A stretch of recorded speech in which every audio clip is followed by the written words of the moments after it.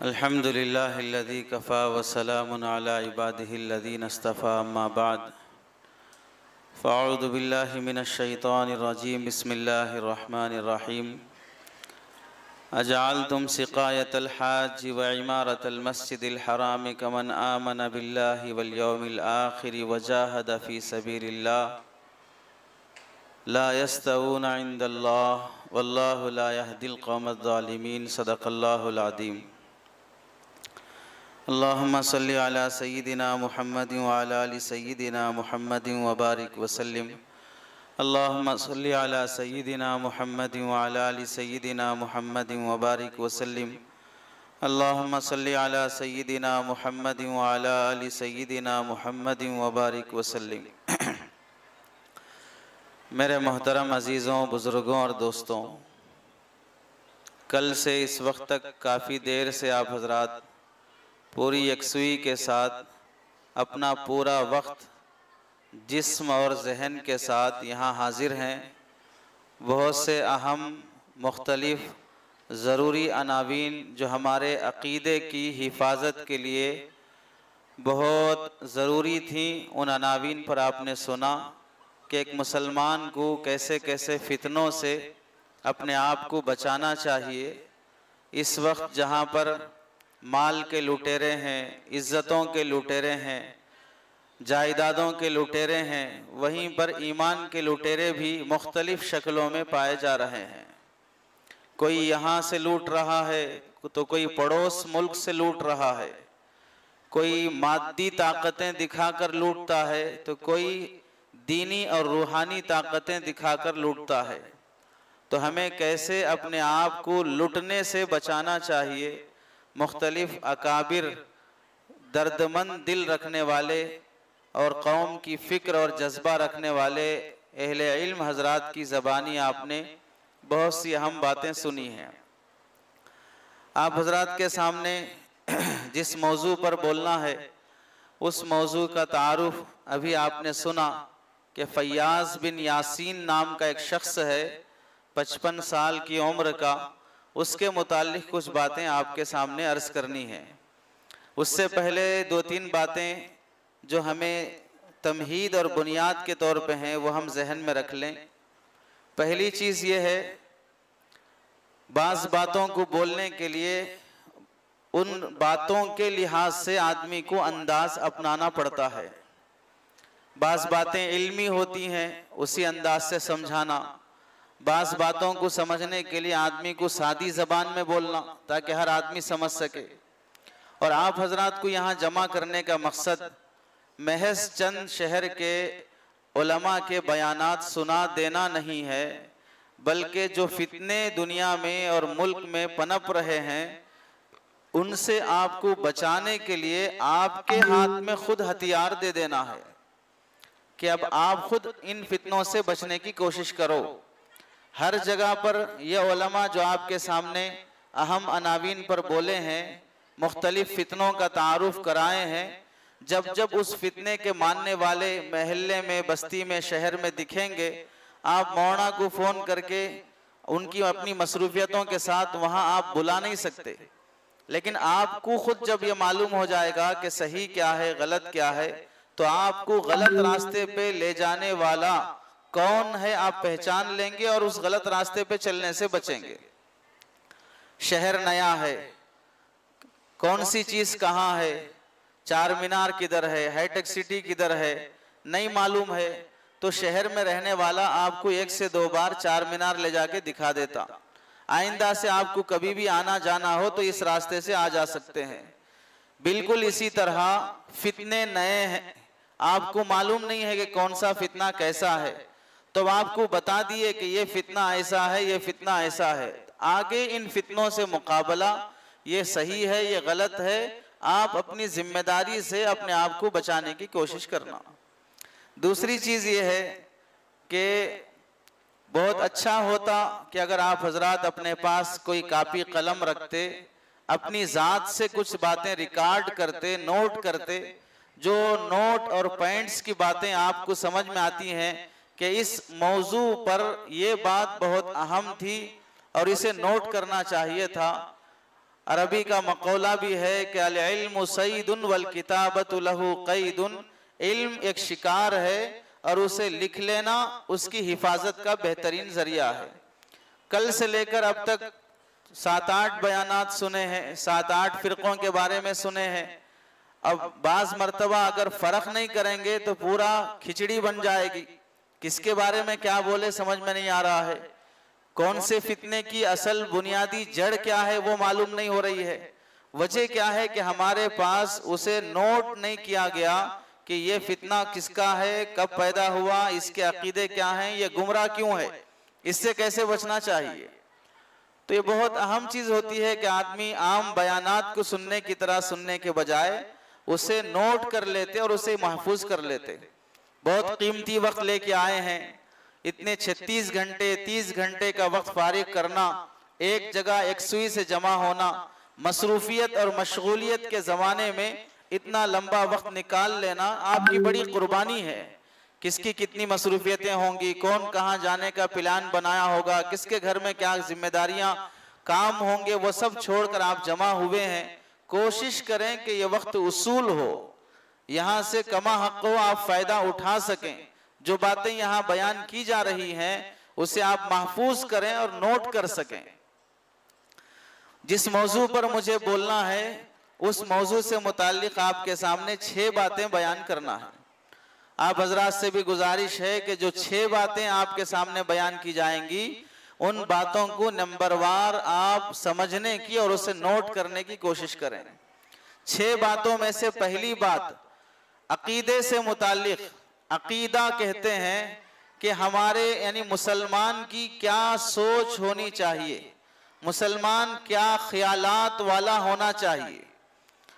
अल्लाह ताला कुरान मजीद में फरमाते हैं अजाल तुम सिकायतल हाज व इमारतल मस्जिदिल हराम कमन आमन बिल्लाहि वल यौमिल आखिर व जाहद फी सबीलिल्लाह, क्या तुम लोग ये समझते हो सिकायतल हाजी, आने वाले हाजियों को पानी पिला देना, व इमारतल मस्जिदिल हराम, मस्जिद हराम काबतुल्लाह की तामीर करना,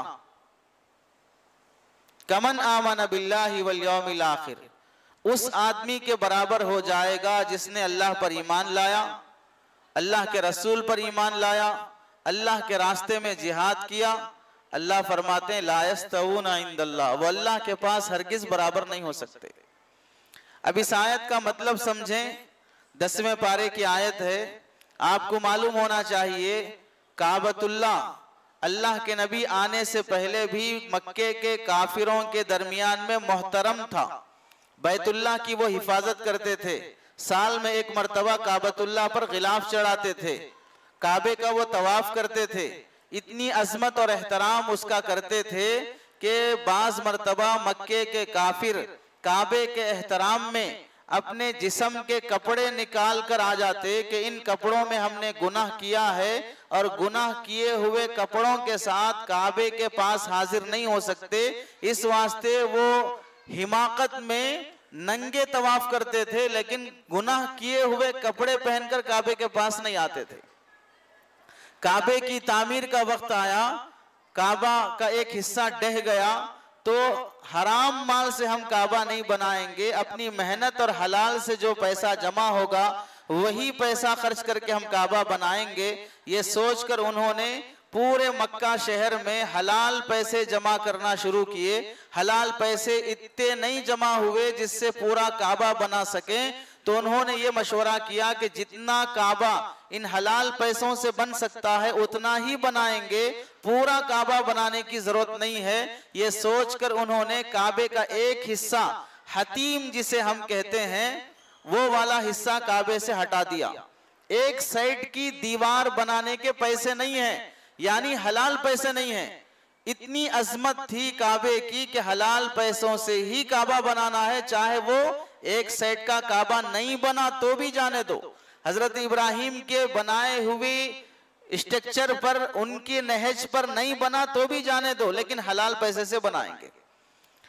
आने वाले हाजी हज के लिए जब आते तो हाजियों को पानी पिलाना, हाजियों को खाना खिलाना, उस जमाने में आज से 1500 साल पहले, 2000 साल पहले कौन से होटल थे, कौन से 5 स्टार होटल थे? हाजी हज के लिए जाते तो वहां 30 दिन, 1 महीना, 40 दिन रहते तो कहां से खाना खाते थे? 1 महीने तक कौन सा तोशा उनके पास रहता था? तो मक्के के लोग इतने सखी और खर्च करने वाले थे कि हर साल जितने लोग हज को आते, कोई होटल में नहीं रुकता, कोई बाहर होटल से खाना नहीं खाता, होटल थे ही नहीं। मक्के के लोग तमाम हाजियों के खाने का, पानी का इंतजाम करते, और जो लोग ये इंतजाम में हिस्सा लेते वो मक्का नहीं पूरे अरब शहर में मशहूर हो जाते, और पूरे अरब लोगों में उनकी बड़ी कदर और इज्जत होती कि हम लोग हज को जाते हैं तो ये लोग 1 महीने तक हमें खिलाते पिलाते हैं। अल्लाह ताला क्या फरमाते हैं? काबे की तामीर करना, काबे का तवाफ करने के लिए हाजी जो हज को आते हैं उनको खिलाना पिलाना कितने बड़े सवाब का काम है। इस मस्जिद में पेंटिंग का काम चल रहा है, यहाँ का ताउन करना इबादत है, नेकी है। दीगर मसाजिद में भी काम चल रहा हो, वहां का ताउन करना भी इबादत है। मस्जिद को पैसा देने को मुसलमान सवाब समझता है। तमाम मस्जिदों की असल और उम्मुल मसाजिद काबतुल्लाह है, उसकी तामीर में हिस्सा लेना, वो बनाने में पैसा लगाना, वहां तवाफ करने के लिए आने वालों पर पैसा खर्च करना, उन्हें खिलाना पिलाना कितने बड़े सवाब का काम है। अल्लाह क्या फरमाते हैं? काबे का तवाफ करने वाले, काबे का तवाफ करने के लिए आने वालों को खिलाने वाले, काबा बनाने वाले, अगर उनका अकीदा सही नहीं है तो वो लोग हरगिज हरगिज एक आम मोमिन और मुसलमान के बराबर नहीं हो सकते जिसका अकीदा सही है। काबा बना के भी आदमी जहन्नम में जाएगा, हाजियों को खिला पिला कर भी आदमी जहन्नम में जाएगा अगर उसका अकीदा सही नहीं होगा। बैतुल्लाह की हिफाजत, बैतुल्लाह की तामीर करके भी आदमी जहन्नम में जा रहा है जब उसकी सोच अल्लाह और उसके रसूल के बारे में गलत हो गई, बिगड़ गई। दूसरी मिसाल, अल्लाह के नबी काबतुल्लाह के बाद हमारे नबी रसूलुल्लाह सल्लल्लाहु अलैहि वसल्लम, अल्लाह के नबी दीन की दावत दिए, मक्के के काफिरों को इस्लाम और ईमान की तरफ बुलाए। आप बताइए, खुद खानदान वाले दुश्मन बन गए, शहर मक्का वाले दुश्मन बन गए, कुफ्फार मक्का नबी को सताने लगे। उस मौके पर अल्लाह के नबी अलैहिस्सलाम की हिफाजत करने वाले, साथ देने वाले, मक्का की जिंदगी में ताइफ का वाकया पेश आने से पहले पहले तक सबसे ज्यादा किसका नाम आता है जो नबी की हिफाजत करते थे? हुजूर सल्लल्लाहु अलैहि वसल्लम के चचा अबू तालिब। अबू तालिब अल्लाह के नबी के हिफाजत फरमाते थे। मक्के के लोग आकर नबी को सताना चाहते, तकलीफ देना चाहते, लेकिन अबू तालिब मक्के के सरदार हैं तो अपने भतीजे की हिफाजत करते हैं, कोई आंच आने नहीं देते। अबू तालिब का इंतकाल होने के बाद मक्के वालों ने अल्लाह के नबी को सताना शुरू किया। अब जो सुनते हैं, गले में चादर डाल के खींचते थे, सजदे की हालत में ओजड़ी रख देते थे, नबी के चेहरे पे थूकते थे। नौज बिल्ला, ये सब बदतमीजियां कब हुई? जब अबू तालिब इंतकाल हो गए। अबू तालिब अल्लाह के नबी रसूलुल्लाह की हिफाजत करने वाले, रसूलुल्लाह की खिदमत करने वाले। अब बताएं, अबू तालिब के बारे में जुमहूर का अकीदा यह है कि वो जन्नत में नहीं जाएंगे। क्यों नहीं जाएंगे? वहां बैतुल्लाह की खिदमत करने वाले मक्के के काफिर हैं, अकीदा गलत है तो बैतुल्लाह बनाकर भी जहन्नम में जाएंगे। यहां रसूलुल्लाह की खिदमत करने वाले अगर अकीदा गलत है तो भी जहन्नम में जाएंगे। बैतुल्लाह की खिदमत से बढ़कर कौन सी खिदमत है? रसूलुल्लाह की हिफाजत और खिदमत से बढ़कर कौन सी खिदमत है? लेकिन अकीदा अगर बिगड़ा हुआ है तो फिर वो भी जन्नत में नहीं जा सकता। तीसरी मिसाल, आप सब हजरात जानते हैं, हर इंसान की उम्र मुतय्यन है। कोई 100 साल तक जिएगा, उसके बाद भी मर जाएगा, मुसलमान हो या काफिर हो। मिसाल के तौर पर एक मुसलमान 100 साल तक जिया, दूसरा गैर मुस्लिम काफिर 100 साल तक जिया। मुसलमान 100 साल तक मजहब इस्लाम पर इबादत करते, नमाज रोजा ज़कात सदका खैरात करते जिया। गैर मुस्लिम अपनी पूजा पाठ करते हुए, मंदिर जाते हुए, घंटे बजाते हुए, वो आदमी अपनी मजहब पर अमल करते हुए जिंदगी गुजारा। 100 साल के बाद मुसलमान भी मर गया, 100 साल के बाद काफिर भी मर गया, दोनों की अल्लाह के सामने हाजिरी हुई। अल्लाह ताला ने सबकी जिंदगी का हिसाब देखा। 100 साल इसकी भी उम्र, 100 साल इसकी भी उम्र, 100 साल इसने इबादत किया, 100 साल इसने कुफ्र किया है। अब इन दोनों के बारे में फैसला हुआ, ये मुसलमान जन्नत में जाए और ये काफिर जहन्नम में जाए। अब जब फैसला होगा तो दोनों के बारे में फैसला, क्या कभी आपने ऐसा सुना कि इस मुसलमान के बारे में फैसला होगा कि ये मुसलमान 100 साल की उम्र पाया, 100 साल नेकी किया, जन्नत में भेजो, 100 साल रखो, 100 साल की नेकी का बदला, 100 साल जन्नत की नेमतें खिलाओ, उसके बाद जन्नत से निकाल लो। ये गैर मुस्लिम काफिर था, 100 साल कुफ्र किया, जहन्नम में भेजो, 100 साल तक जलाओ, 100 साल जलने के बाद फिर जहन्नम से निकाल लो। क्या कभी ऐसा आपने सुना?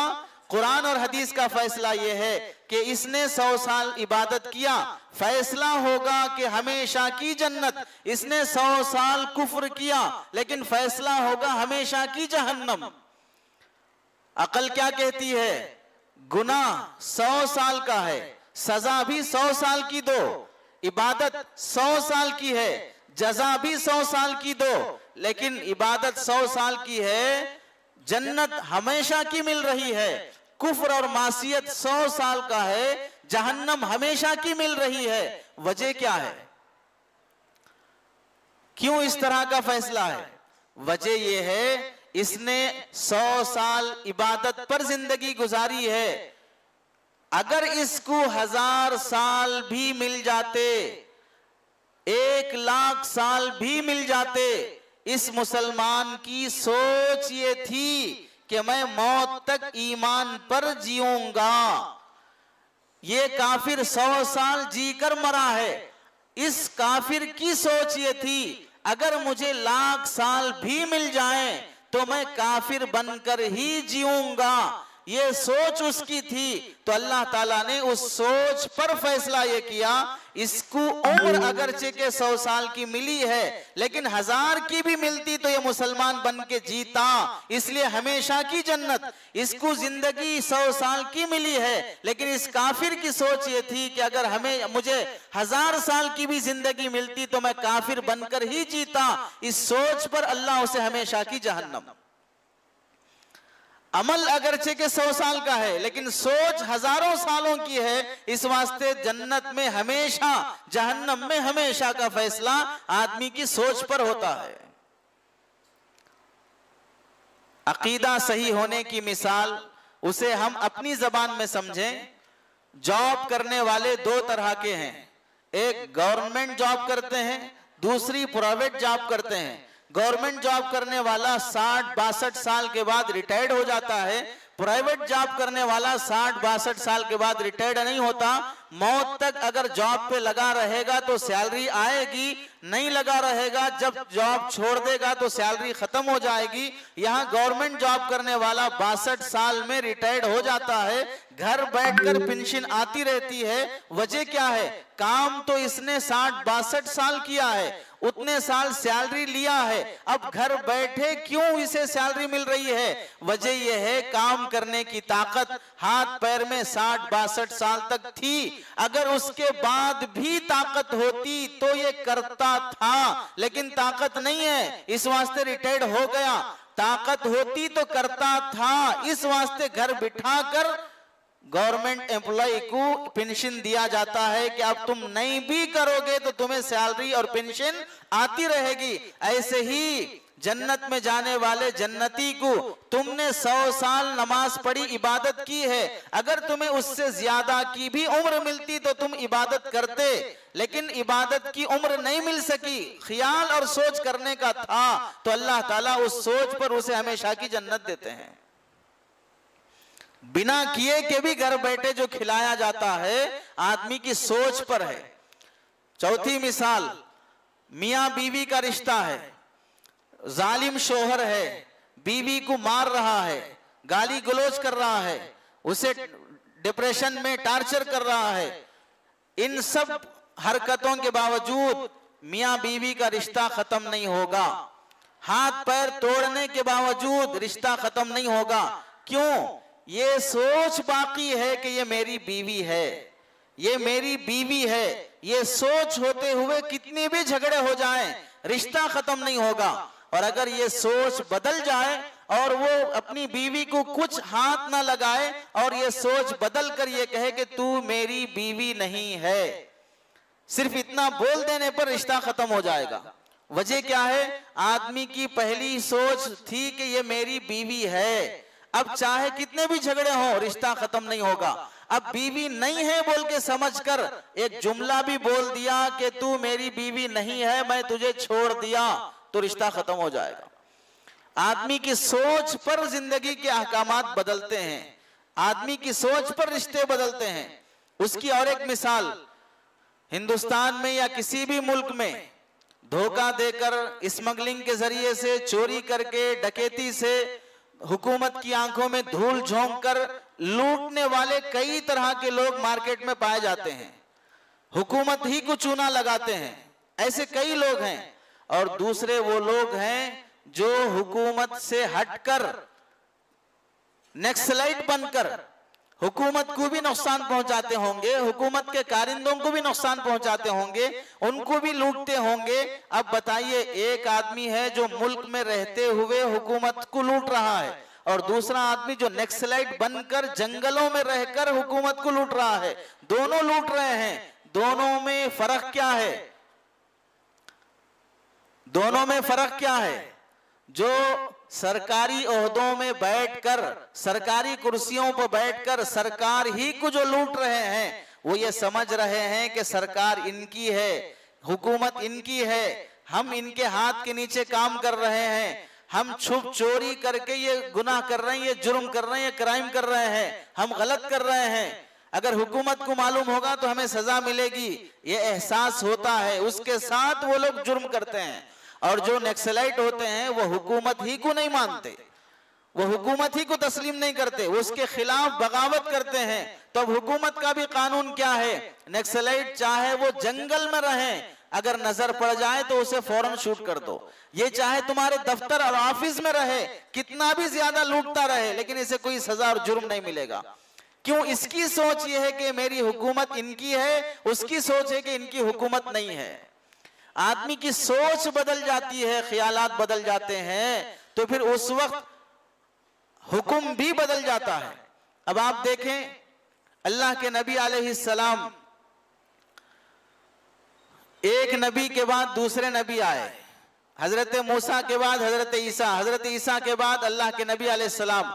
हदीस में है, अल्लाह के नबी ने फरमाया, जो आदमी दो नबियों पर ईमान लाता है अल्लाह उसे डबल सवाब देंगे। क्या मतलब है? पहले वो ईसाई था, हजरत ईसा पर ईमान लाया, अब वो मुसलमान बन गया, हुजूर पर ईमान लाया, उधर हजरत ईसा पर ईमान लाने का भी सवाब, इधर हजरत मोहम्मद सल्लल्लाहु अलैहि वसल्लम पर भी ईमान लाने का सवाब। क्यों दुगना अजर मिलेगा? इस वास्ते के एक नबी के साथ अकीदा जुड़ जाने के बाद, ये हमारे नबी हैं, अकीदा जुड़ जाने के बाद, अब वो नबी जाने के बाद दूसरे नबी आए, तो फिर आदमी को इनके साथ अकीदा जोड़ना थोड़ा मुश्किल होता है, इनको अपना नबी मानना थोड़ा मुश्किल होता है।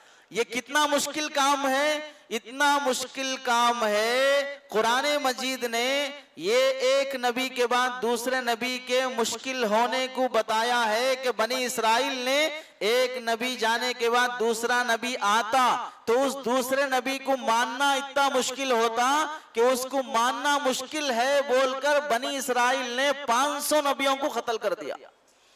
हम तुम्हारे को नबी नहीं मान सकते, हम उनको मान लिए, बस वो हमारे नबी हैं, तुमको नहीं मान सकते।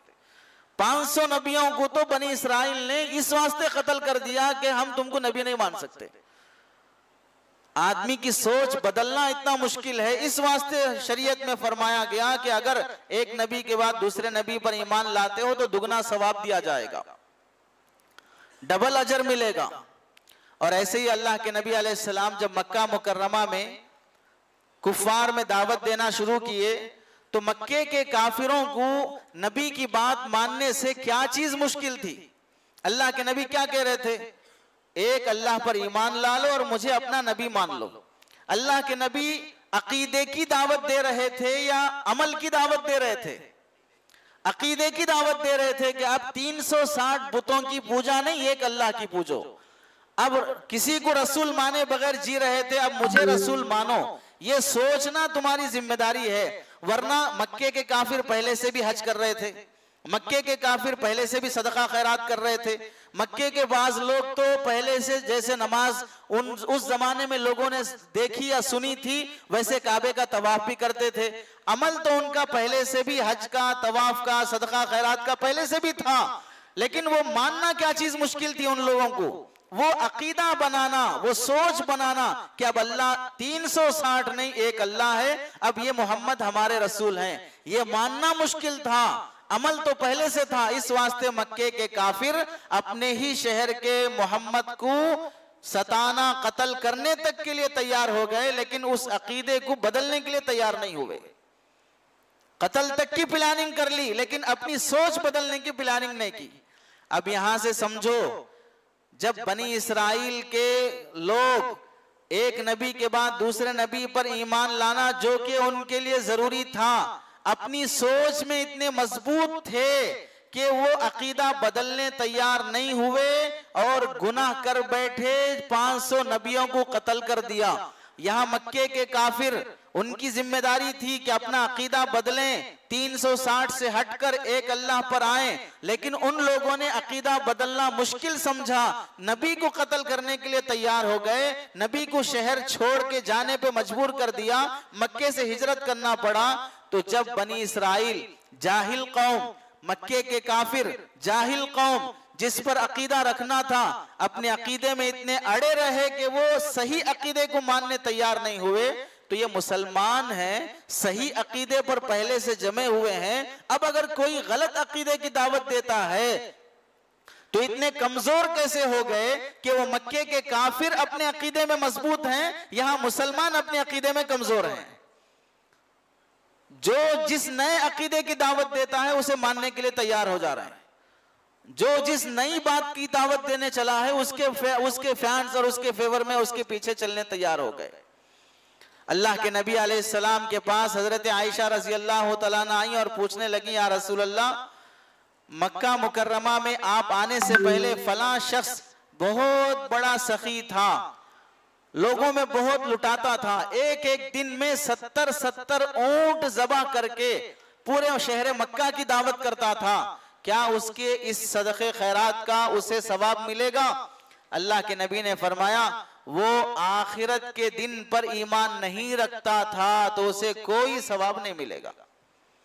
क्या मालूम हुआ, आदमी का अकीदा बिगड़ जाने के बाद वो कितनी भी नेकियां कर ले, उसका कोई अजर सवाब नहीं होता। उसकी आखिरी मिसाल देख लें, मुसलमानों में बहुत से वो हैं जो दाढ़ी रखते हैं और बाज़ वो हैं जो दाढ़ी नहीं रखते। औरतों में वो हैं जो बहुत से हिजाब पहनती हैं और बहुत से हिजाब नहीं पहनते। मुसलमानों में बहुत से वो हैं जो नमाज पढ़ते हैं और नमाज नहीं पढ़ते। कोई मुफ्ती साहब ये फतवा नहीं देते, नमाज नहीं पढ़ने वाले काफिर, हिजाब नहीं करने वाली काफिर, दाढ़ी नहीं रखने वाले काफिर, कोई ये फतवा नहीं देते। हाँ, गुनाह है, फासिक हैं, गुनहगार हैं ये कहेंगे, लेकिन काफिर नहीं कहेंगे।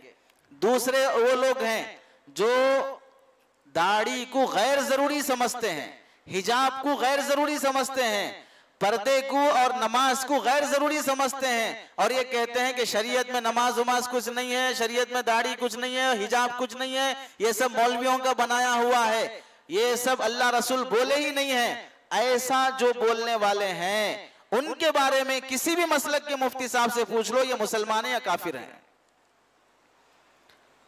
वो सबके नजदीक काफिर हैं।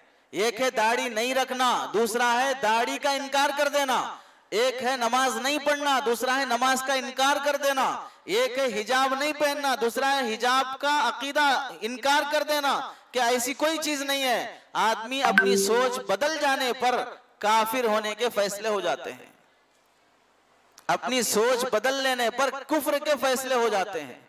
इस वास्ते हम सब की जिम्मेदारी है कि अपने अकीदे की हिफाजत करो, अपनी सोच को अल्लाह और उसके रसूल के बारे में सही रखो। अपनी सोच अल्लाह और उसके रसूल के बारे में गलत हो गई तो आदमी काफिर हो जाएगा, इस्लाम से निकल जाएगा, बीवी से निकाह टूट जाएगा, उसे पता भी नहीं चलेगा कि कब मैं ईमान से निकल गया है। इसी को अल्लाह के नबी ने फरमाया, एक जमाना ऐसा आएगा कि सुबह का मुसलमान शाम होते होते काफिर, शाम का मुसलमान सुबह होते होते काफिर हो जाएगा, उसको पता भी नहीं चलेगा कि मैं कब काफिर बन गया हूं। तो ये पहली बात थी आप हजरात के सामने कि आदमी अपने अकीदे की हिफाजत करे। ये जो नशिस्त रखी गई है आप हजरात के अकीदों की हिफाजत की खातिर है। यहाँ नए नए फितने जो जन्म ले रहे हैं आपके अकीदे और सोच पर हमला करके इस्लाम से हटाने की कोशिशें कर रहे हैं। देखने में तो आप मुसलमान दिखेंगे लेकिन अंदर से मुसलमान नहीं होंगे। दूसरी बात जो आप हजरात के सामने कहनी है वो है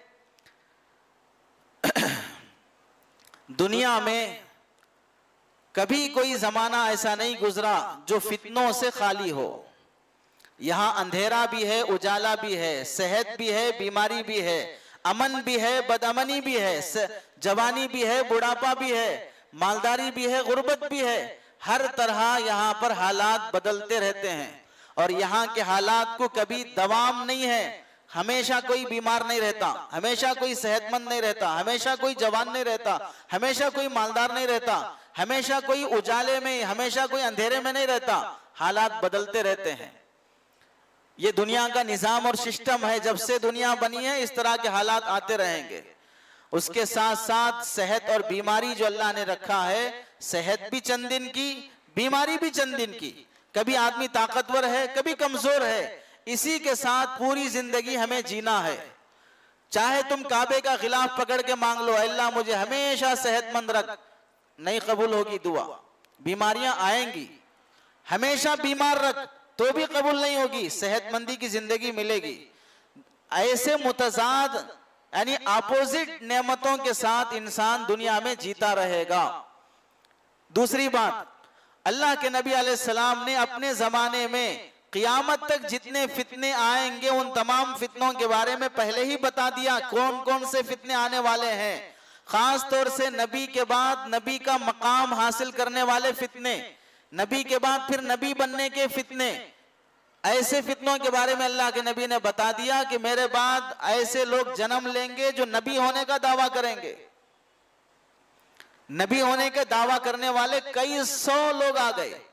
हारून रशीद के जमाने का वाकया लिखा है।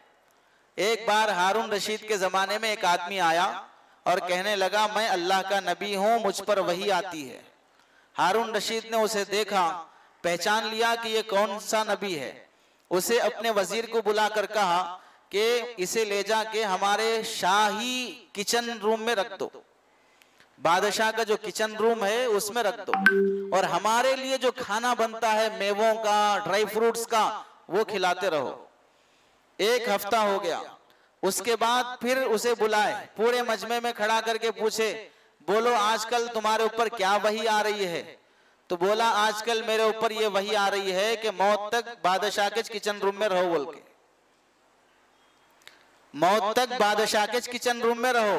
कई को ड्राई फ्रूट्स खाने को मिलते, फ्रूट्स खाने को मिलते, बादशाह का खाना मिलता, इस वास्ते आजकल मेरे ऊपर वही आ रही है कि मौत तक वहीं पर रहो। बोल के तो जितने लोग नबी के बाद नबी बनने का दावा करते हैं उन सब के पीछे उनकी दुनिया छुपी रहती है। उनका पेट पालना मकसूद होता है, शोहरत मकसूद होती है। अब आप बताएं कितने लोगों के बारे में आपने कल से सुना है, इनको दुनिया जानती नहीं थी ये कौन लोग हैं, लेकिन एक उल्टे दिमाग की बातें लेकर खड़े हो गए और पागलों की एक जमात उनके पीछे चलना शुरू कर दी। अब बैठे बैठे स्टेज लगाकर तुमको जोड़कर उनके बारे में हमको इंट्रोडक्शन कराना पड़ रहा। ऐसा है कि गोया के बड़े नेक लोग हैं, इनका तारुफ हम करा रहे हैं आपके सामने। आप में से कितने लोग नेक होंगे, तहज्जुद गुजार होंगे, सदका खैरात वाले होंगे, अल्लाह से रो रो के दुआ करने वाले होंगे, उनका कभी नाम स्टेज पर भी नहीं आया, लेकिन ऐसे पागलों का बड़े बड़े उलमा तारुफ कराना पड़ता है। क्यों? मुफ्त में शोहरत मिल रही है, मुफ्त में सबके सामने पहचाने जा रहे हैं। सस्ती शोहरत हासिल करने के तरीके, घर बैठे दौलत लूटने के तरीके, उनमें से कोई ना कोई नया शोशा शुरू कर दो। अब लोग पागल हैं, अब ये हमारा काम करते रहेंगे और हमें दूसरों तक पहुंचाते रहेंगे। तीसरी बात, हर जमाने के फितनों से अल्लाह के नबी ने आगाह किया, फितनों से पनाह मांगी, फितनों से बचने की दुआएं सिखाई, और सहाबा ने अपने छोटे छोटे बच्चों को नमाज के बाद खास तौर से मसीहुद दज्जाल के फितने से पनाह, दुनिया के फितने से पनाह, औरत के फितने से पनाह, माल के फितने से पनाह, बच्चे को खास तौर से दुआ करवाते थे। एक बच्चा नमाज के बाद आया बाप के पास, बाप क्या पूछ रहा है, बेटा तुमने दुआ की? हाँ की है। फितनों से पनाह मांगी? हाँ मांगी है। दज्जाल के फितने से पनाह मांगे? तो बेटा बोला नहीं। तो जाओ फिर दुआ करो, दज्जाल के फितने से पनाह मांग के आओ। छोटे छोटे बच्चों को फितने से पनाह मांगने की तलकीन और दुआएं सिखाई जाती थी, उनका तारुफ कराया जाता था, ये सही है ये गलत है, बच्चों को सिखाया जाता था। अब हमारे जमाने में एक पागलपने का जहन ये बन गया है, हम लोगों ने दीन के कामों को तोड़कर, बांटकर, तकसीम करके अपने दीन का एक शोबा हम पकड़ लिए और उसी को पूरा दीन समझ लिए। और अगर दीन के दूसरे शोबे की हिफाजत की, इशाअत की कोई खिदमत करता है तो उसकी टांग खींचना और उसे बोलना ये सब गैर जरूरी है, ये करने की जरूरत क्या है, ये कर लिए तो सब पूरा हो जाता, अंधेरा खत्म करने के लिए चिराग जला दिए तो पूरा अंधेरा खत्म हो जाता। ठीक है, चिराग जलाने के ही काम है, चिराग जलाने की शक्लें हैं। एक शक्ल वो है जो तुम कर रहे हो, एक शक्ल ये है जो ये लोग कर रहे हैं। बहुत से अहमक किस्म के लोग जिनकी अक्लें आम तौर से 3 टाइम रोजाना पाबंदी से घास खाती हैं, वो ये समझते हैं कि दीन का काम सिर्फ ये है, इसके अलावा अगर कोई खिदमत करने में लगा है उसको ताना देना, उसे गैर जरूरी समझना, उसमें साथ नहीं देना। अगर साथ नहीं दे सकते हो तो फिर मुंह बंद करके अपनी जगह पर बैठे रहो। अक्लमंद तुम ही नहीं हो, अक्लमंद ये भी हैं जो कर रहे हैं, जिनके पीछे उलमा की एक जमात है, उनका साथ दे रही है। उसको साथ देने के बजाय, ताउन करने के बजाय, खामोश रहने के बजाय ये बोलना ये सब क्या जरूरी है, इससे क्या होगा, उससे क्या होगा, क्या होगा, ये इनकी निगाहें देख रही हैं कि कितने लोग ऐसे फितनों में मुब्तला हो रहे हैं। शकील बिन हनीफ के बारे में आपने सुना होगा, सुने नहीं सुने? शकील बिन हनीफ के बारे में 25,000 लोग उसके फॉलोवर्स हैं, 25,000 लोग उसके फॉलोवर्स हैं। कहां से पैदा हो गए? जमीन से उगे हैं, आसमान से टपके, कहां से आए? हमारे ही समाज में रहने वाले लोग हैं जो दीन के नाम पर बेदीन बन गए हैं, जो दीन के रास्ते में चलकर जाके आकर भी गुमराह हो गए हैं।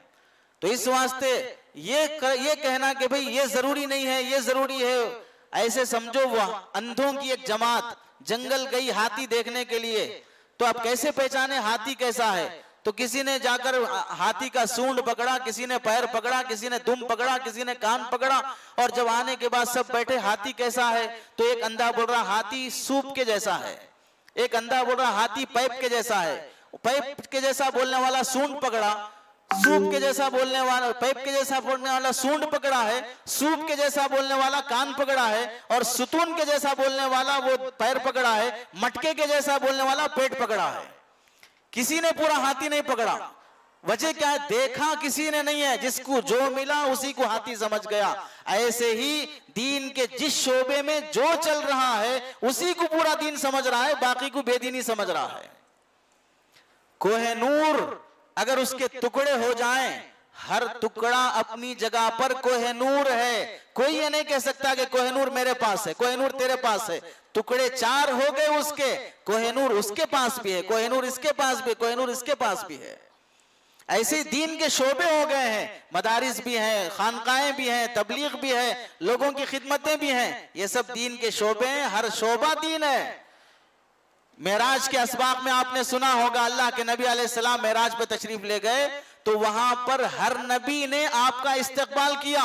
हर नबी की शरीयत अलग है, लेकिन क्यों अल्लाह के नबी अलैहिस्सलाम जब आए, हर नबी आकर अल्लाह के नबी का इस्तकबाल कर रहे हैं, मुसाफा कर रहे हैं। हजरत मूसा की शरीयत अलग है, हजरत ईसा की शरीयत अलग है, हजरत इब्राहिम की शरीयत अलग है। अलग अलग शरीयतों वाले अल्लाह के नबी जब आते हैं तो तमाम शरीयतों वाले आकर अब नबी का इस्तकबाल करते हैं, मुसाफा करते हैं, नबी के पीछे नमाज पढ़ते हैं। इससे क्या सबक मिला? शरीयतें अलग अलग होने के बावजूद भी एक दूसरे का इस्तकबाल करना सीखो। ऐसे ही तंजीमें, जमातें, जमीयतें अलग अलग होने के बाद भी एक दूसरे का इस्तकबाल करना सीखो। एक दूसरे का ताउन करना सीखो। जो काम इस जमात से होता है दूसरी से नहीं होता, जो काम दूसरी जमात से वो उससे नहीं होता। आंखों से जो काम होता है वो कानों से नहीं होता, कानों से जो होता है वो पैरों से नहीं होता है। अल्लाह ने जिस्म के आज़ा मुख्तलिफ दिए, हर एक की जिम्मेदारी अलग दी है। जिस्म के तमाम आज़ा अपने अपने काम में लगे हैं। कोई बेवकूफ ये नहीं कहता आंखें सिर्फ देख रही हैं, बोल नहीं रही हैं। आंखों को देखना भी चाहिए, बोलना भी चाहिए। कान सिर्फ सुन रहे हैं, खा नहीं रहे हैं, इस वास्ते कानों को सुनना भी चाहिए, खाना भी चाहिए। और खाना उठाकर, रोटी उठाकर कान में डाल रहा है, उसे पागल कहेंगे। कान का काम ये है, मुंह का काम ये है, आंखों का काम ये है। ऐसे ही दीन के जितने शोबे हैं, उन शोबों में से एक शोबे का काम दीन की तबलीग इशाअत है, दूसरे का काम हिफाजत है, तीसरे का काम को मजबूत करना है। इस तरह शोबे बटे हुए हैं। अगर इस हिमाकत में मुब्तला हो जाएंगे कि एक ही चीज को दीन समझेंगे तो सबसे ज्यादा वही लोग गुमराह होंगे, सबसे ज्यादा वही लोग गुमराह होंगे। क्योंकि पूरा दीन उनके सामने आया ही नहीं है। चाहे सालों गुजर जाएं दीनदारी के नाम पर और दीन की खिदमत के नाम पर। अल्लाह के नबी ने फितनों से आगाह किया है, फितनों को समझाया है, तो उन फितनों को जानना जरूरी है ताकि फितनों से बचा जा सके। तीसरी बात, फितनों को जानने का सबसे आसान तरीका क्या है? हर जमाने में जितने भी फितने जन्म लेंगे, फितनों को जानने का तरीका कि ये फितना है, ये गलत है, ये सही नहीं है, उसका तरीका ये है कि जो फितना जितना उलमा से कट कर दूर रहेगा उसे समझ लो कि वो फितना है, वो सही नहीं है। क्योंकि अल्लाह के नबी के वारिस उलमा हैं। नबी के दीन की तर्जुमानी करने की जिम्मेदारी उलमा पर है। ट्रांसलेशन करना उलमा की जिम्मेदारी है कि कुरान हदीस में क्या है। अब अगर कोई इंजीनियर उठता है, कोई धोबी उठता है, कोई टेलर उठता है, कोई मैकेनिक उठता है, कोई पागल उठता है और वो दीन की तर्जुमानी करना चाहता है, तो समझ लो कि वो आदमी गुमराह करना चाह रहा है। कौन सी बीमारी का क्या इलाज है, कौन से मर्ज में क्या टैबलेट लेना है, ये डॉक्टर बताएगा या कसाई बताएगा? अगर कसाई बता रहा है कि ये टैबलेट खाओ सर में दर्द होने पर, ये इंजेक्शन लो पैर में दर्द होने पर, तो फिर बताओ अहमक है या पागल है कि कसाई के बोलने पर दवाई ले रहा है, डॉक्टर के बोलने पर दवाई लेना चाहिए। यहां तक कि डॉक्टर ये कहते हैं कि तुम डायरेक्ट मेडिकल स्टोर पे जाकर भी दवाई नहीं लेना, डॉक्टर से पूछ के लेना। हालांकि मेडिकल स्टोर में से तो जो दवाई देने वाला है वो आधा डॉक्टर बन चुका होता है दवाइयां देते देते, लेकिन उससे नहीं, डॉक्टर से लो। ऐसे ही दीन जो तुम ले रहे हो, वो इंजीनियर से, वो हकीम साहब से, वो डॉक्टर साहब से, वो टेलर साहब से, वो फटीचर साहब से नहीं लोगे। अगर उनसे लोगे तो समझ लो तुम दीन नहीं ले रहे हो, गुमराही ले रहे हो। कॉमन सेंस हर आदमी को इतनी है कि अगर टमाटर मिर्ची बैगन खरीदना है तो सब्जी मार्केट जाएगा, ड्राई फ्रूट जान लेना है तो फला मार्केट जाएगा, चप्पल खरीदना है तो फला दुकान पर, कपड़े खरीदना है तो फला दुकान पर। हर दुकान पर उसके दुकान का सामान मुतय्यन है। कोई आदमी ड्राई फ्रूट्स की दुकान पर जाकर ये नहीं बोलेगा मुझे 2 जोड़े कपड़े दो, कपड़े की दुकान पर जाकर नहीं बोलेगा मुझे 2 किलो बैगन दो, ये नहीं बोलेगा। क्यों? उसे मालूम है कि यहाँ का सामान अलग है, वहां का सामान अलग है। ऐसे ही मार्केट में जो लोग बेदीनी और गुमराही फैला रहे हैं, उनका काम है ही नहीं कि वो दीन की तर्जुमानी करें। तो फितने को पहचानने का आसान तरीका, जो उलमा से जितना दूर है, कटा है और काटता है कि उलमा से नहीं मिलना हो, ये ऐसा तर्जुमानी करते, वो ऐसा बोलते हैं, समझ जाओ कि वो फितना है। वायरस के जमाने में डॉक्टर से भागोगे तो जान जाएगी, फितनों के जमाने में उलमा से भागोगे तो ईमान जाएगा। वायरस के जमाने में डॉक्टरों से भागोगे तो फिर जान जाएगी, फितनों के जमाने में अगर उलमा से भागोगे तो ईमान जाएगा। वायरस के जमाने में डॉक्टरों की हिदायत पर अमल करना जरूरी ताकि जान महफूज रहे, फितनों के जमाने में उलमा की हिदायत पर अमल करना जरूरी ताकि ईमान महफूज रहे। जिस जमाने में भी फितने पनपे हैं, उभरे हैं, वो उलमा से दुश्मनी करके ही लिए हैं। उनको आता नहीं तर्जुमानी करना, इस वास्ते नफरत इनसे दिला दो। और फिर फितनों की किस्में भी हैं। एक है लोकल फितना, दूसरा नेशनल फितना, तीसरा इंटरनेशनल फितना। अभी जिस फितने के बारे में मुझे बोलना है वो है लोकल फितना। वो हमारे ही शहर का है, बाहर से आया हुआ नहीं है, हैदराबाद का ही फितना है, यहीं से पनपा है, लोकल फितना है। अब ये फितना का जो बानी है, जिसने बुनियाद रखी, फैयाज बिन यासीन जिसका नाम है, वो ये बोलता है कि जो मुझ पर ईमान नहीं लाएगा, यानी अल्लाह पर और मुझ पर ईमान नहीं लाएगा, तो फिर उसका ईमान कामिल ही नहीं हो सकता, वो पूरा मोमिन ही नहीं हो सकता। भाई तू लोकल में है, पूरी दुनिया के इंसान, पूरी दुनिया के मुसलमान तेरे को जानते भी नहीं है, तो क्या वो सब लोग काफिर हो गए, वो सब लोग पक्के मुसलमान नहीं? तो अभी नेशनल भी नहीं बना, इंटरनेशनल नहीं बना, लेकिन यहां बैठ के बोल रहा है कि मैं मुझ पर और अल्लाह पर जो ईमान नहीं लाते उनका ईमान कामिल ही नहीं है। दूसरी बात, तुझ पर ईमान लाने के लिए तू होता कौन है? तू नबी है, नबी के होने के अलावा तू मसीह है, तू मेहदी है, कौन है कि तुझ पर ईमान ला जाए? तुम में से कोई आदमी कहेगा कि भाई मेरे ऊपर ईमान लाओ, तेरे ऊपर ईमान लाने का मतलब क्या है? क्या बोलकर ईमान लाए तेरे ऊपर? तुझे क्या बोले? तुझे अल्लाह का रसूल बोले, नबी बोले, पैगंबर बोले, मेहदी बोले, मसीह बोले, ईमान लाने का मतलब क्या रहेगा?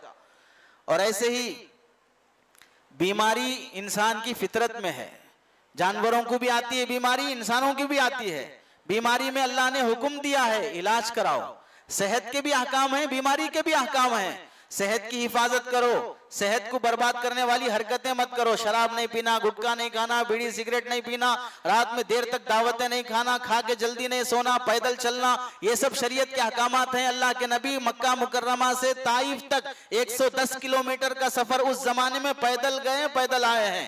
110 किलोमीटर का सफर, ऐसी मजबूती फुर्ती पहलवान भी अल्लाह के नबी के सामने हार जाता।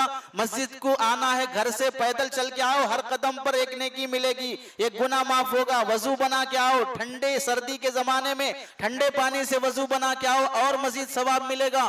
ये सब चीजें सेहत की हिफाजत के लिए हैं।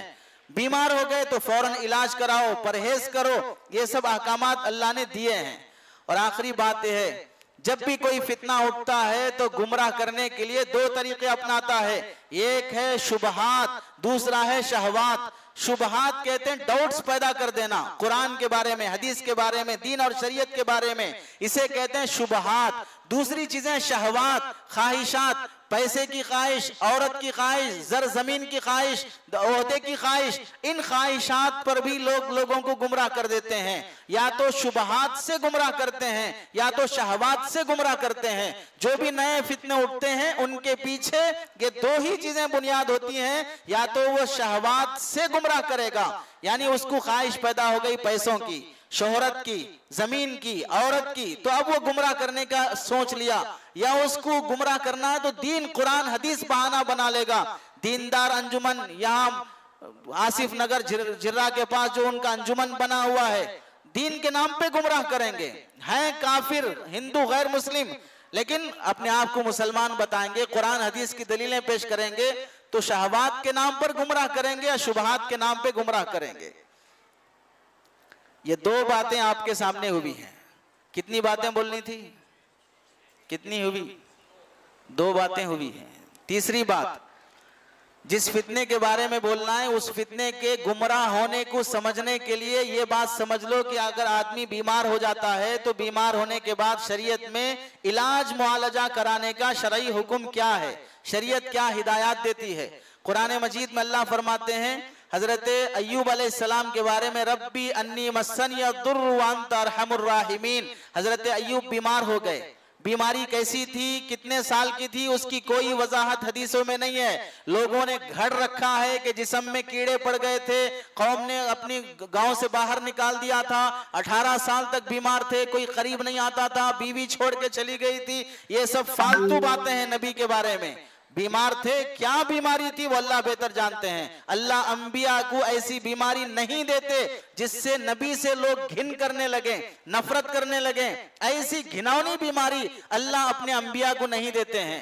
बीमारी थी, कौन सी थी, बहरहाल अल्लाह बेहतर जानते, कैसी थी, कितनी थी वो अल्लाह बेहतर जानते हैं। बीमार होने के बाद जब बीमारी बढ़ गई, हजरत अय्यूब ने अल्लाह से दुआ की, अल्लाह मुझे तकलीफ हो रही है और आप रहम करने वाले हैं। तो हजरत अय्यूब अलैहिस्सलाम को अल्लाह ताला ने फरमाया, उरकुद बिरिजलिक, अपने पैरों की एड़ी मारो, वहां से चश्मा निकला, उस पानी से गुस्ल करो, और दूसरा चश्मा है उस पानी को पियो। इससे गुस्ल करने से जिस्म की बीमारी खत्म हो जाएगी, उस पानी को पीने से अंदर की बीमारी खत्म हो जाएगी। हजरत अय्यूब अलैहिस्सलाम को अल्लाह ने गुस्ल करने और पानी पीने का हुक्म दिया, बीमारी चली गई। आयत से मालूम हुआ जब इंसान बीमार होता है तो फिर उसे इलाज के लिए कुछ ना कुछ करना है, वहां पानी पीकर गुस्ल कर कर इलाज करवाए। आज भी यूरोप के बाद ममालिक में बीमार को सेहत पाने के लिए बहुत से पानी ऐसे होते हैं जिससे नहाने से आदमी सेहतमंद हो जाता है। हदीस में अल्लाह के नबी अलैहिस्सलाम फरमाते हैं, मा अनज़लल्लाहु ताला दवाअन इल्ला अनज़ल लहु शिफान, अल्लाह ने कोई मा अनज़लल्लाहु ताला दाअन, अल्लाह ने कोई बीमारी ऐसी नहीं नाजिल की मगर ये कि उसके लिए शिफा भी अल्लाह ने रखी है। अगर किसी को किसी बीमारी की शिफा और इलाज नहीं मिलता है तो वो उसकी कमजोरी है।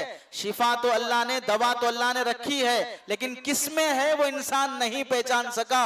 इस वास्ते बोलते हैं कि भाई कैंसर का इलाज नहीं है, शुगर का इलाज नहीं है। क्यों नहीं है? तुमको तलाश नहीं हो सकी अब तक, वरना पहले एड्स का भी इलाज नहीं था, बाद में निकल गया। फलां का इलाज नहीं था, बाद में निकल गया। आदमी का रिसर्च कमजोर है, इस वास्ते इलाज नहीं मिला है। ऐसे तीसरी हदीस में अल्लाह के नबी अलैहिस्सलाम के पास एक जमात आई देहातियों की और पूछने लगी, या रसूलल्लाह अफला नुआलिज, क्या हम इलाज मुआलजा न कराएं बीमार होने पर? अल्लाह के नबी ने फरमाया, नाम या इबाद अल्लाह, ऐ अल्लाह के बंदों तदावू, इलाज कराओ।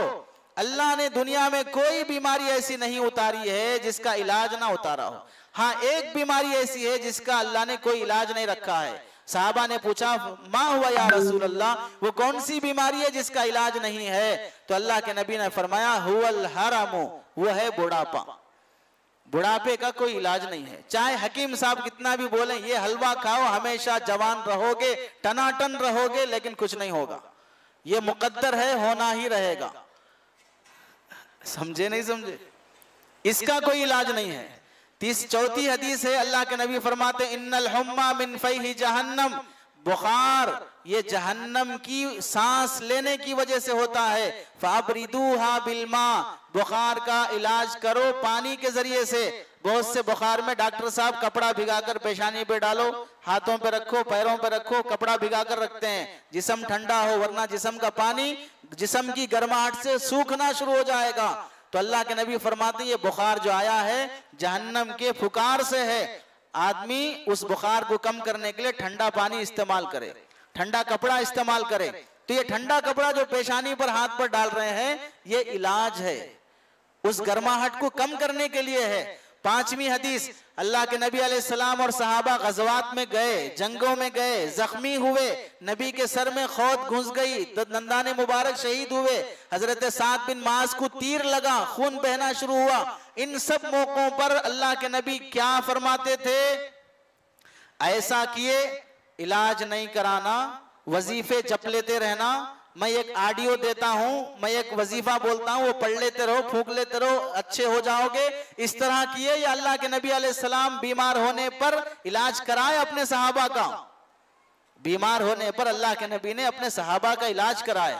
खास तौर से जख्मी होने की हालत में औरतें होती थी जो इलाज करना जानती थी, चटाई और हासिर जलाकर उसकी जो राख होती है वो जख्मों पर डालते तो खून जो निकलता है वो बहना बंद हो जाता है। आप लोग भी देखे होंगे, अगर कभी कट जाता है तो मिट्टी उठाकर वहां पर डालते हैं तो खून आना बंद हो जाता है। ये क्या है? उस वक्त का इलाज है। तो ऐसी राख जलाकर डालते थे तो उससे खून आना बंद हो जाता था, वही इलाज होता था। छठी हदीस है, अल्लाह के नबी अलैहिस्सलाम ने हदीस में फरमाया, बुखारी की हदीस है, तलबीना बीमार दिल को मजबूत करता है और गमों को दूर करता है। क्या मालूम हुआ? तलबीना खाने से आदमी की दिल की कमजोरी दूर होती है। सातवीं हदीस है, अल्लाह के नबी ने फरमाया, तिरमिजी की हदीस है, कलौंजी मौत के अलावा हर बीमारी का इलाज है। तो क्या मालूम हुआ? कलौंजी से भी आदमी इलाज मुआलजा करता है। आठवीं हदीस है, अल्लाह के नबी अलैहिस्सलाम एक सहाबी की इयादत के लिए आए, बीमार थे, तो उनको देखकर कहा, लगता है तुम्हारा दिल कमजोर है, तुम रोजाना 7 अदद मदीने के अजवा खजूर खाया करो।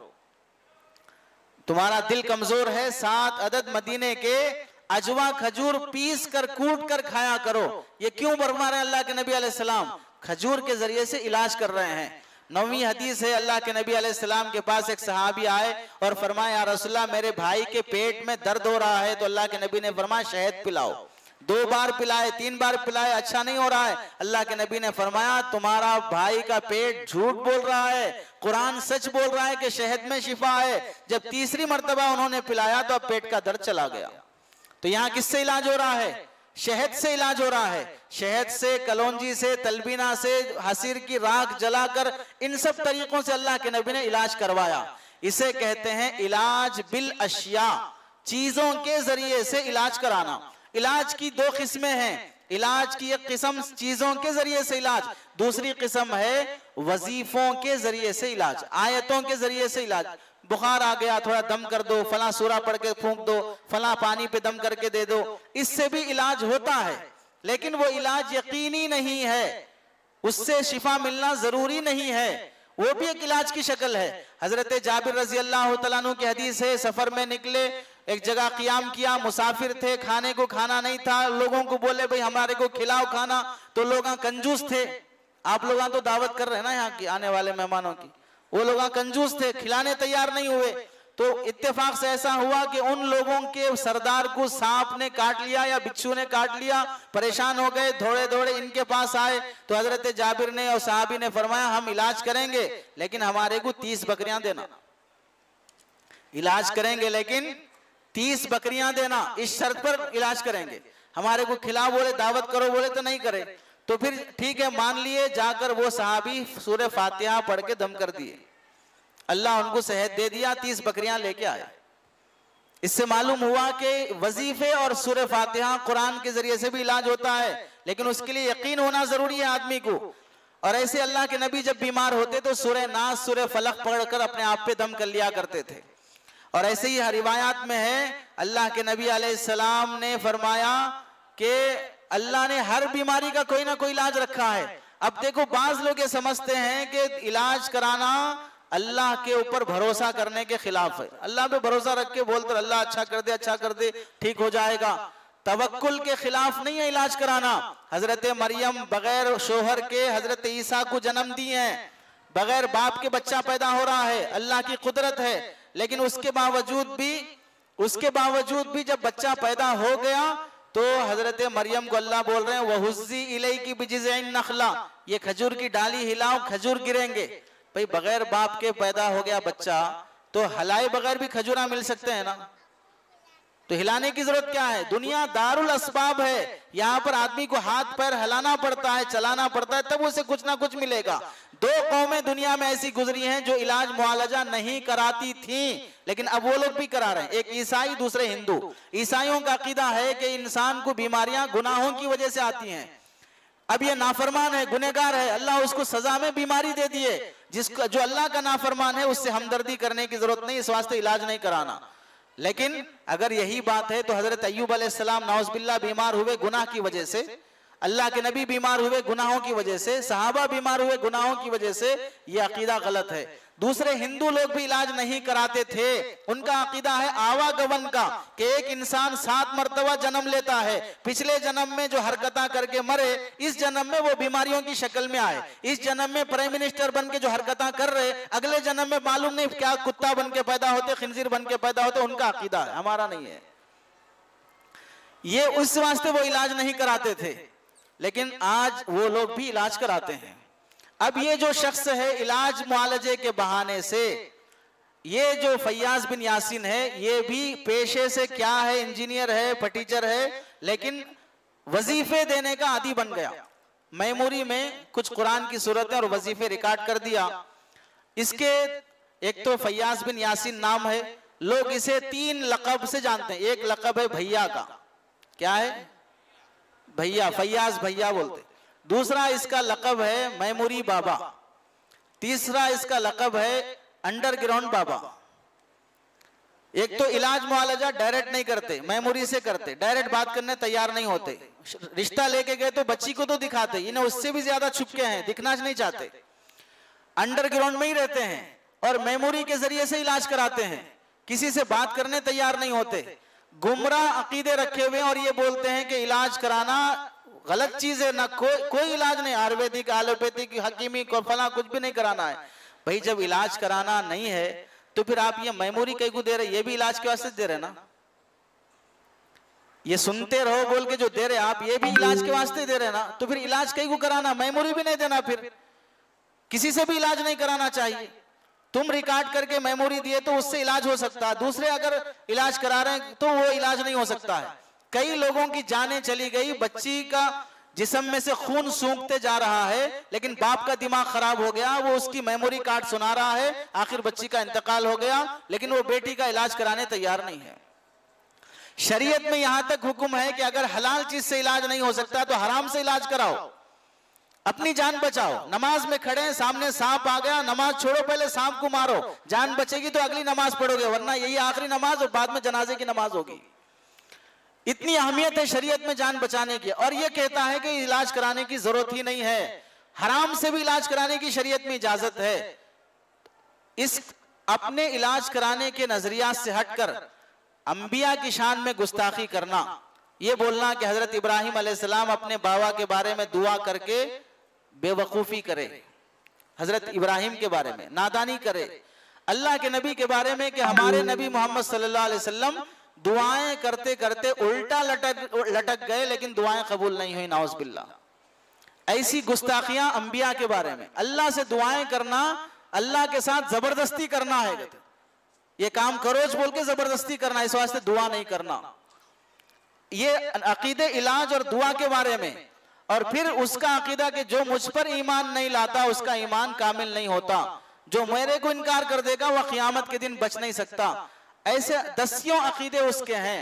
अब हम ये बोलते हैं कि भाई इतने लोगों को जमा करके, अगर ये हकीम साहब हैं, डॉक्टर साहब हैं, तो आज तक पूरे हिंदुस्तान में उलमा किसी डॉक्टर की मुखालफत करे, उनके खिलाफ रैली निकाले, उनके खिलाफ कोई जलसा करे। अगर ये डॉक्टर साहब है तो इसके खिलाफ डॉक्टर होने के हिसाब से मुखालफत कर रहे हैं, या डॉक्टर के बहाना लेकर ये लोगों को गुमराह कर रहा है। और आज तक कोई डॉक्टर ऐसे दावे किया, आज तक इलाज के ऐसे तरीके कोई हकीम, कोई डॉक्टर साहब इलाज मुआलजा करे, तो ये दर हकीकत डॉक्टर या हकीम नहीं है, लोगों को गुमराह करने के लिए, भटकाने के लिए, गलत तरीके से लोगों के ईमान पर, अकीदे पर हमला करता है। खुलासा ये है, फैयाज बिन यासीन से इलाज कराना नाजायज और हराम है। जो शख्स इससे इलाज कराएगा उसका ईमान भी खत्म हो जाएगा, उसका निकाह भी खत्म हो जाएगा। अब उसके बाद वो अपनी बीवी के साथ जिंदगी भी गुजारे तो भी वो हरामकारी की जिंदगी गुजरेगी, औलाद भी होगी तो वो हराम की नस्ल की पैदा होगी। इलाज किसी गैर मुस्लिम डॉक्टर से कराने की इजाजत है, लेकिन इससे इलाज कराने की इजाजत नहीं है, चूंकि ये इलाज मुआलजे से जिस्म का इलाज नहीं कर रहा है बल्कि अकीदे बिगाड़ने का इलाज कर रहा है। खुलासा के तौर पर अपने अकीदे की हिफाजत करें। जैसे पहले बीमार होते थे तो नॉर्मल डॉक्टर से इलाज कराते थे, वैसे करा लें। वो सेहत जो आदमी के अकीदे और ईमान के बिगड़ने के बाद हासिल होगी, उस सेहत के हासिल होने से बीमार पड़े पड़े मर जाना बेहतर है। कुफ्र और अकीदे के बिगाड़ के साथ 100 साल जी लेने से अकीदे की हिफाजत के साथ बीमार रहकर एक दिन जी के मर जाना बेहतर है। इस वास्ते अपने अकीदे को बचाओ, अपने ईमान को बचाओ। ये जिस्म अगर अच्छा भी हो गया लेकिन अकीदा बिगड़ गया तो फिर सिर्फ कब्र में नहीं जाएगा, जहन्नम में जाएगा। अल्लाह से दुआ है कि अल्लाह अमल की तौफीक नसीब फरमाए। आमीन व आखिर दावाना अनिल हम्दुलिल्लाहि रब्बिल आलमीन।